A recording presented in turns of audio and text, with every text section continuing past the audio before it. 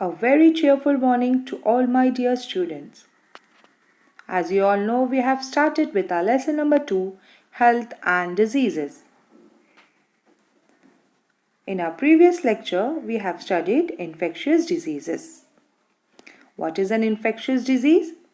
Any disease caused by invasion by a pathogen which subsequently grows and multiplies in the body. It means any disease-causing agent, when it enters into your body, it multiplies and grows, thus leading to a disease or infection. It is known as infectious diseases. In today's session, we will be learning non-infectious diseases. Diseases which do not occur through infection and body contacts are called as non-infectious diseases. I repeat, diseases which do not occur through infection and body contacts are called as non-infectious diseases.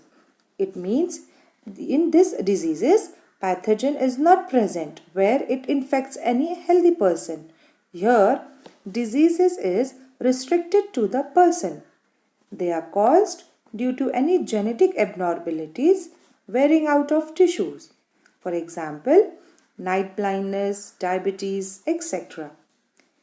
In non-infectious diseases, diseases do not occur with the touch or by sitting with an infected person. It may also cause due to unhealthy environment and due to eating of unhealthy food. To begin with, let us study the first non-infectious disease, cancer.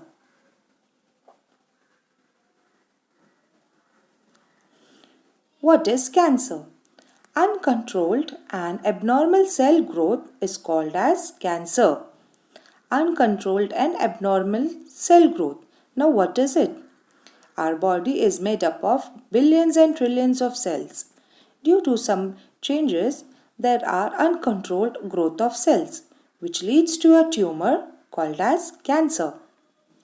Group or lump of cancerous cells is called as malignant tumor. Cancer can occur in various organs like lungs, mouth, tongue, stomach, breast, uterus, skin, and tissues like blood. It means cancer can occur in the various vital organs in our body. What are the reasons? Let's see.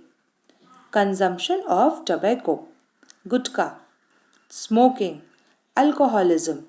These are the major effects which causes cancer. Lack of fiber content, that means fruits and leafy vegetables in our food.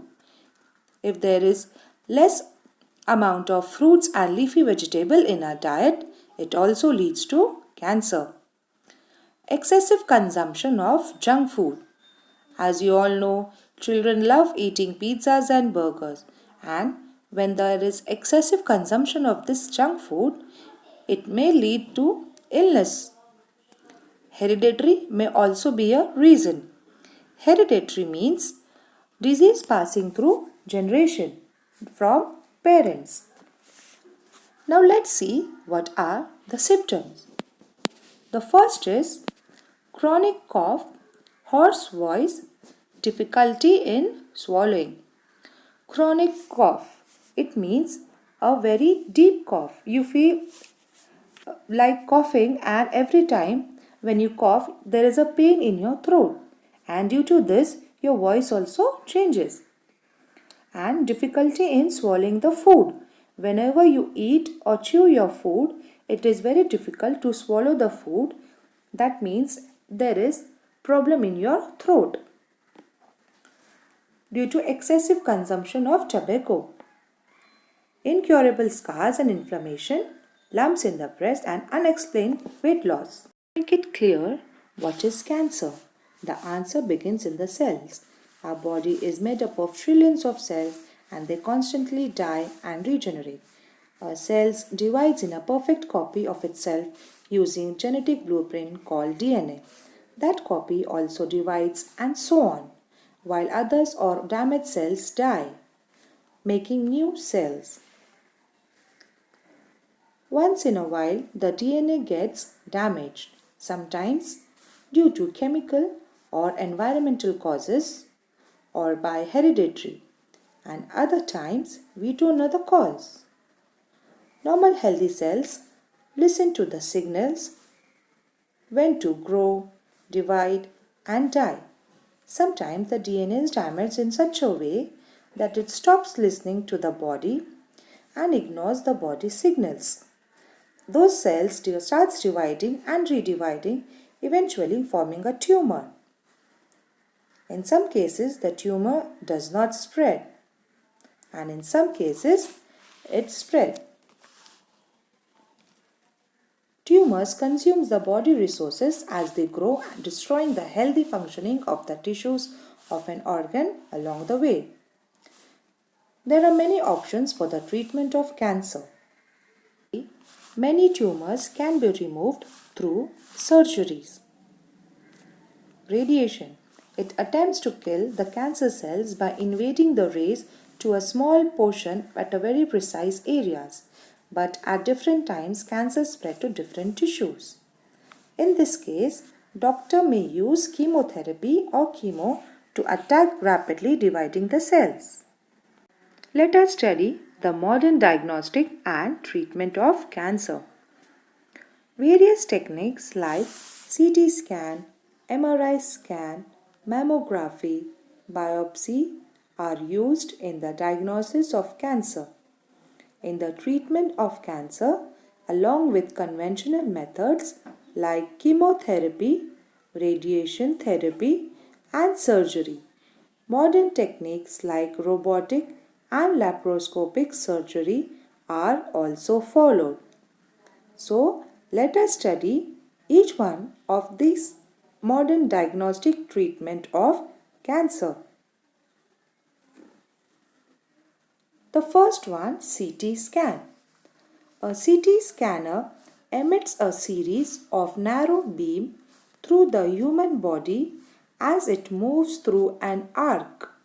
This is different from an X-ray machine, which sends just one radiation beam. The CT scan produces a more detailed final picture than an X-ray image. It can see tissues within a solid organ. Moving ahead, the next one is MRI. MRI uses a strong magnetic field and radio waves to create detailed image of the organ and tissues within the body. An MRI scan uses a large magnet, radio waves, and a computer to create a detailed cross-sectional image of internal organs and structures. The scanner itself typically resembles a large tube with a table in the middle, allowing the patients to slide in.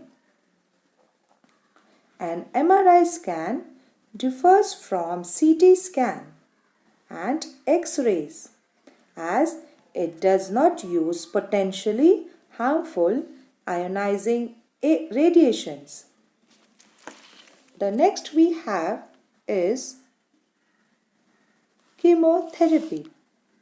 Chemotherapy, sometimes referred to simply as chemo, is used to describe medicines or drugs that kill cancer cells directly.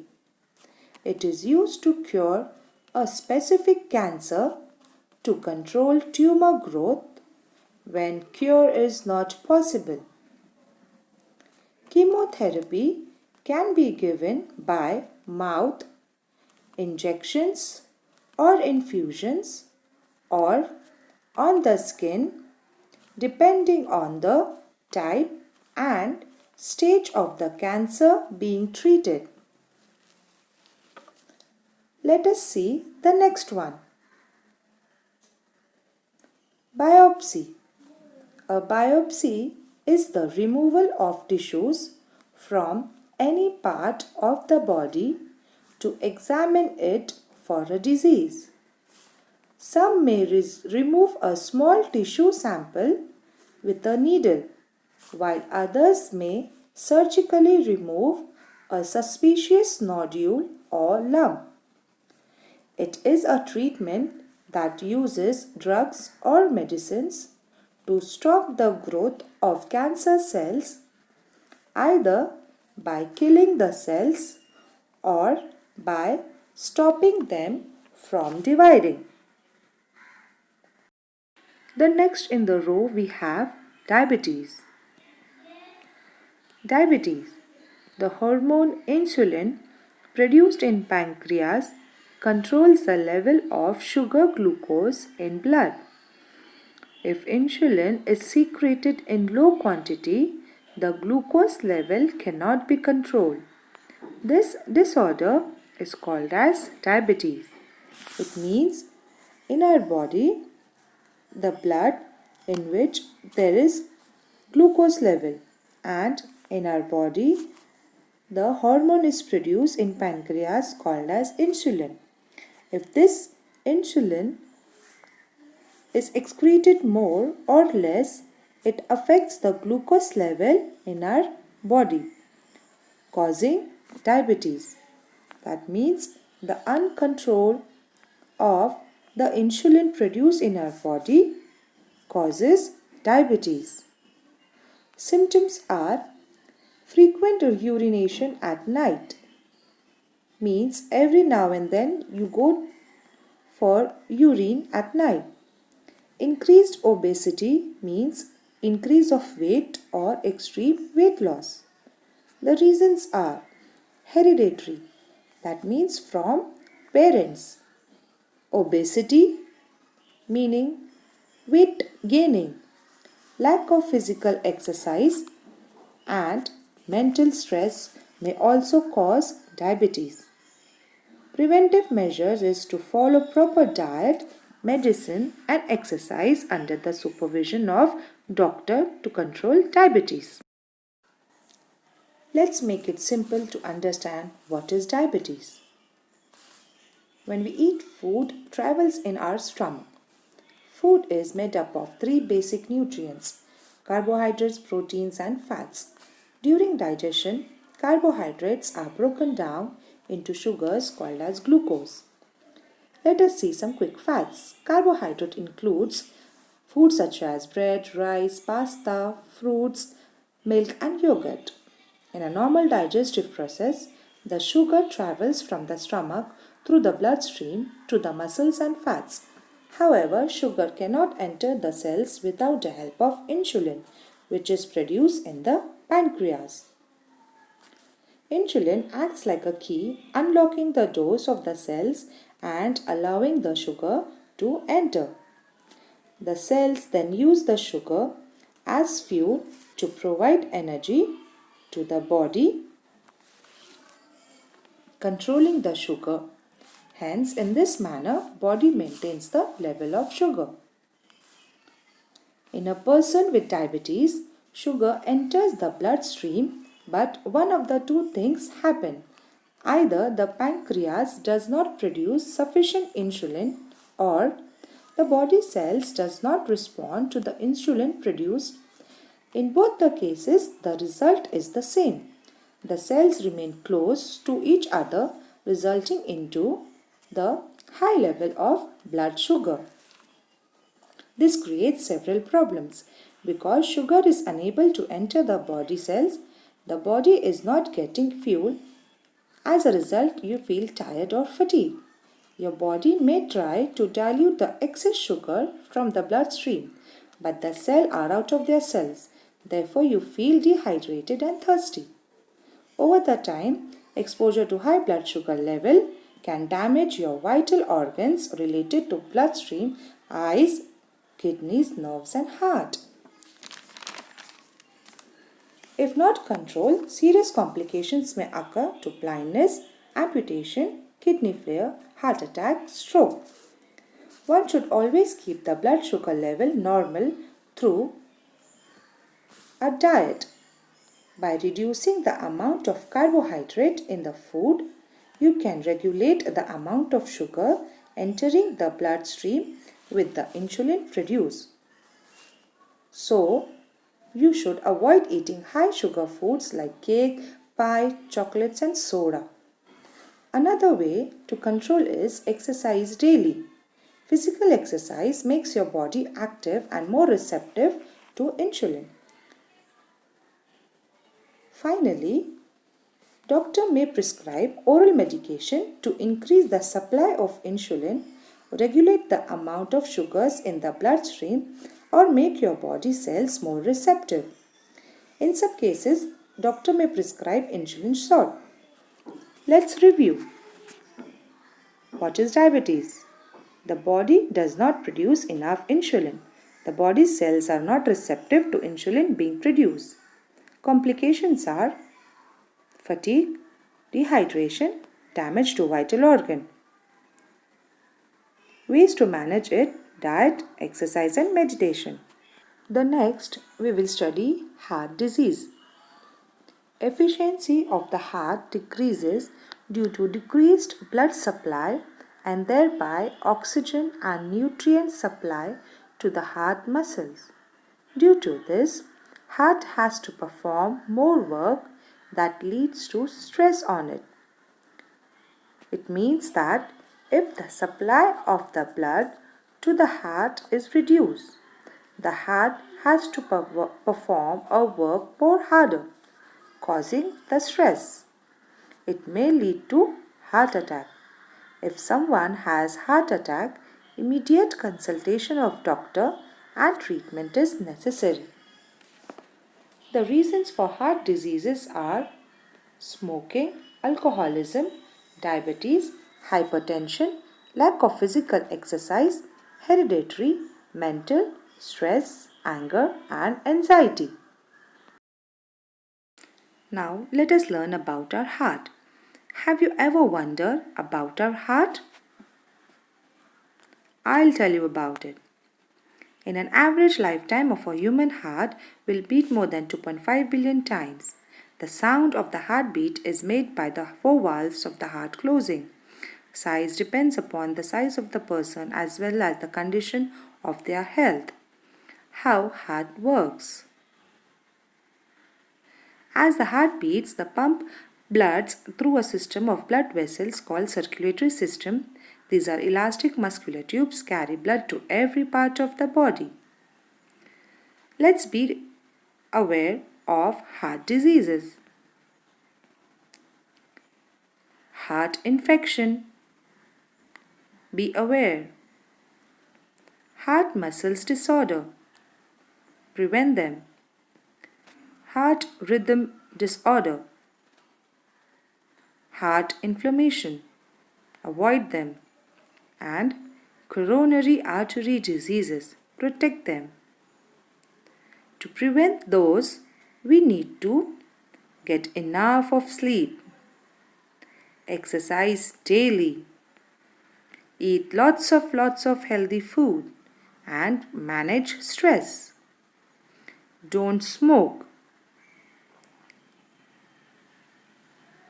You can keep this fact close to your heart and live a hearty life. Now let's see how we can give the treatment for heart diseases. The first is installation of stents, installation of pacemaker, open heart surgery, bypass surgery, angioplasty and heart transplant. Let's see one by one what is to be done in this treatment. A stent. A stent is a tiny expandable metal mesh coil. It is put into the newly opened area of the artery to help keep the artery from narrowing or closing again. The next we shall see a pacemaker. A pacemaker is a small battery-operated device. This device senses when your heart is beating irregularly or too slowly. It sends a signal to your heart that makes your heart beat at the correct space. Now let us see the third one. Open heart surgery. It is any kind of surgery in which a surgeon makes a large incision or a cut in the chest to open the rib cage and operate on the heart. Open refers to the chest, not the heart. Depending on the types of surgery, the surgeon also may open the heart. It depends upon the critical condition of the patient. Next we have heart bypass surgery. Heart bypass surgery or coronary artery bypass graft surgery is used to improve the blood flow to your heart. A surgeon uses blood vessels taken from another area of your body to bypass the damaged arteries. And the next one we have angioplasty. It is a procedure to open narrowed or blocked blood vessels that supply blood to the heart. These blood vessels are called the coronary arteries. A hearty laugh is good for heart. Laughing is linked to healthy functions of our blood vessels. So keep smiling. I hope children you all have understood this topic. Thank you. All the best. Take care.